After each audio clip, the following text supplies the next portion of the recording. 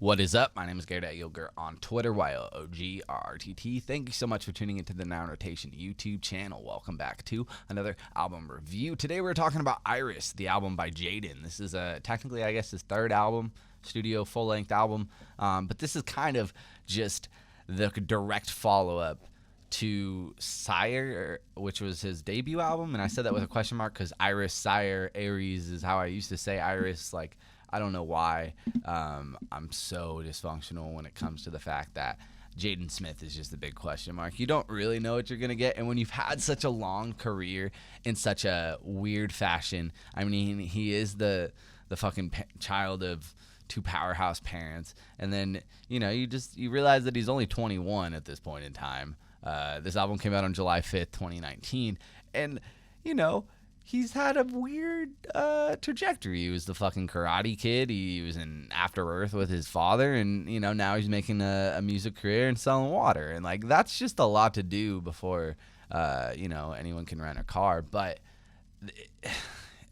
the way he has tackled the music industry and the way that he has like made songs, there's been some that I've always enjoyed, and there's been some that I've always like went back and played, but a lot of it just always came across as too heady. Like I didn't believe that he was the person actually like trying to preach this information to me. Like even if these were lessons that I wanted to learn, like coming from him, like when he's like 16, it just doesn't work. And that's always been my big divide with his music. Like there's a fucking fat line between me and that. And that's just always how it's been. So when I look at Sire and I look back, like there's a lot of standout tracks that I have enjoyed, but overall as a project, I think all the headiness and just the strive to kind of put forth a point just kind of diluted everything that was so good about this or that album.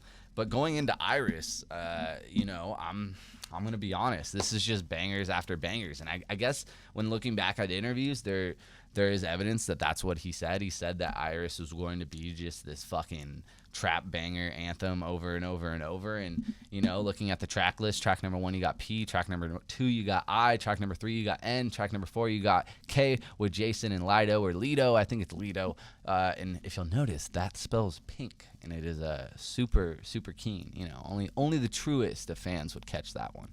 Track number 5 is Noise, featuring Tyler, the Creator. Track number 6 is I-Drip-Or-Is.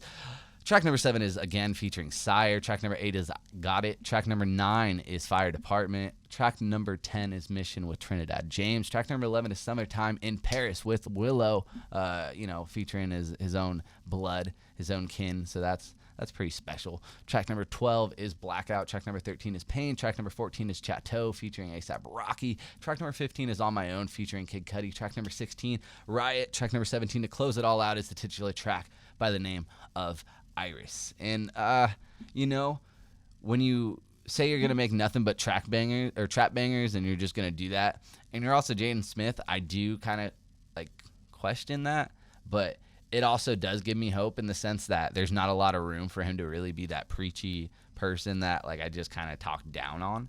And while this is described by him as a character and like someone who is like addicted to Pink, I don't know, there's this weird ass Rolling Stones interview that he did for this album, and like he describes like Pink being the thing that like basically like gives this guy power, his alter ego, and then like the alter ego can like then use the power of Pink to like basically take control of the world. It's super fucking weird.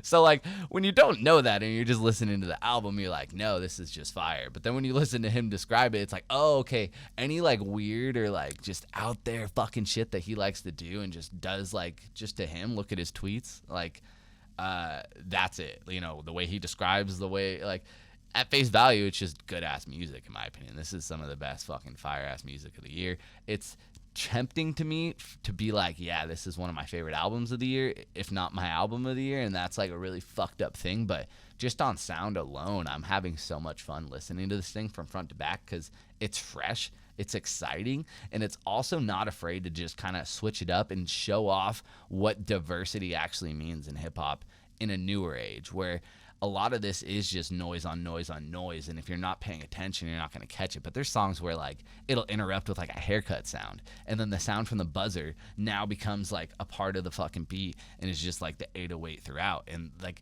the way that he navigates this thing is really masterful, and it made me feel like that this had to have possibly, or this had to particularly been done with very low number of producers. But when you look at it, there's actually quite a bit of number of producers on this damn thing, as well as writers.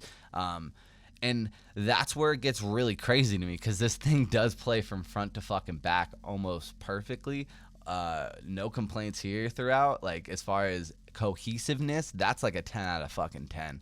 He tells a story, but even if you're not understanding the story, like I could have not told you prior to reading the interview that he did that the power of Pink is a thing, but you can definitely tell by the, like the track list as well as just the cover art that like Pink is a theme, and Pink is like definitely like a standout just thematic tone for this thing. But the way he navigates like the sound of Pink is pretty fucking interesting, and I never really thought about it until I again read that article and was just like, what the fuck is he talking about?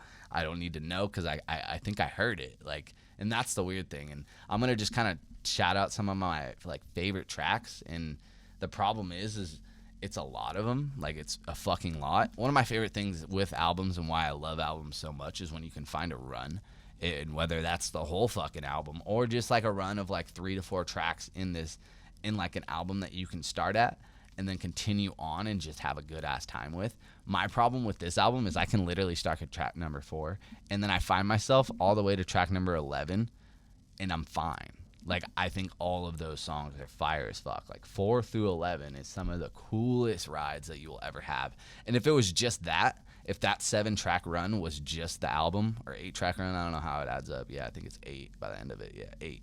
If that 8-track run was just an album, it would be like a master fucking piece. But it's not, and the rest of it isn't bad, and the rest of it isn't even like close to average. All of it is interesting in my opinion, and all of it definitely has something to say about like what you can do with sounds in 2018. And there's an album by an artist named Killy, and it's called Surrender Your Soul, and that's like one of my favorite mixtapes from last year. And the whole like idea and the way I describe that to people is like when Killy raps on that album in particular, his voice is just a part of the beat. He sounds like fucking lasers, and I don't know how to like better to describe it to you. Like, it's just what that thing is. Like, there's a song called Doomsday, and a bunch of other ones after that. But there's like a cool ass run from like track 4 to track 7 that is just one of the coolest rides from last year. And it feels like the whole tone and idea of that is executed on here, but with like masterclass production, masterclass like artistry. Not so much with like, I don't even mean like Jaden's a masterclass artist in the sense that he's like some Mozart motherfucker, but I just mean that like he definitely has a budget, he definitely has a label, and he definitely has people behind him. And he kind of just took that idea and that whole like fun sound, that symphonic rush that I got listening to Surrender Your Soul. He took that and like put it on fucking steroids and gave me one of the coolest rides I've had in a long time. Honestly, I don't know why I love this album as much as I do, other than for the fact that just the vibe, the tone, as well as just the way that like it just fucking hits me in the feels, man. It got me. It fucking melted my face over and over. And I don't know. Hats off to the production. What I will say as far as a negative is none of these like flows that Jaden uses are new. None of them are even like relatively like inventive at times. It honestly just sounds like he's took a lot of flows from different artists. Like, my roommate thought Fire Department track number 9 was a Denzel Curry song. Not even a fucking joke. Like, and I understood why he thought that, because there's multiple times where you're like, that is not your flow. That is like someone else's shit. But it's not like you can't use flow. Like, everyone has it like a similar flow. Like, the fucking triplet flow is used by 89% of music back in like 2013, 2014, as far as new music goes. Like, that's just how it went. So like, you know, that's like a baseless argument, because he's doing it well and he's killing it. But I think the biggest thing that we all need to take a moment of silence for is Trinidad James. He's back, boys. If Jaden Smith can bring him back, thank you, Jaden. That's like the biggest thing you've done for society. You know, the water, That's number 2 to Trinidad James coming back to the rap game. Just throwing that out there. But I also want to shout out 11. Track number 11 is Summertime in Paris. That is him and his sister making like one of the most beautiful tracks I've heard in a long ass time.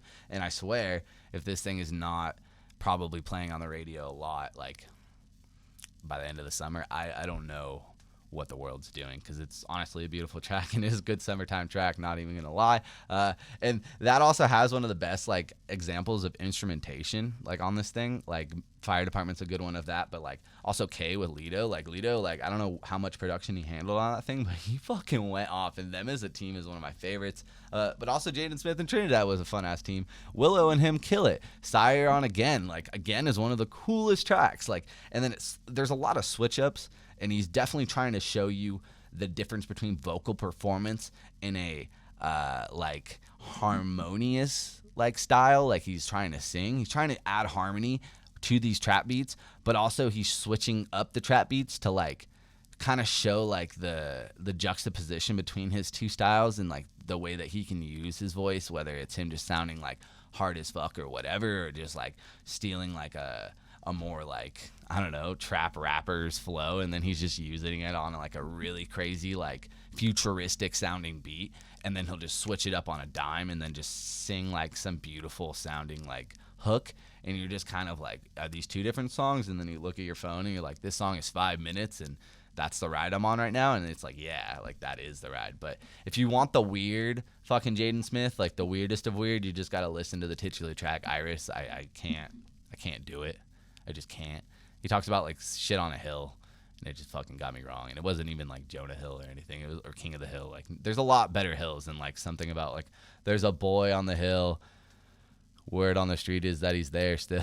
Like it's something weird, bro. It was just like, damn, dude. Like you used to. That's the Jaden we know. You're coming out of the album. You're coming back. So I don't know if this was just a phase, but whether or not, thank you for this piece of art, man. Because as far as like a collection of songs or just like a project, whether this was just a one-off or like this character of like ERYS can't come back, but holy shit, man, it's so much fun. Please go listen to it. If you had listened to it, let me know in the comment section below. What do you think? Because I am interested, because I've heard a lot of people shit on this album. I've heard people call it boring, but I didn't expect to like a Jaden Smith album as much as I am, but here I am enjoying ERYS and giving it a big old seal of a motherfucking approval. But yeah, let me know in the comment section below, because I really am interested.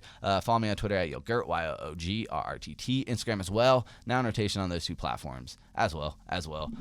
Thank you so much again for all the support on this channel. There's a new video up pretty much weekly, multiple times a week. There's also a new one about Laundry Day. If you do not know who that is, why don't you go check it out, and yeah, take care of you.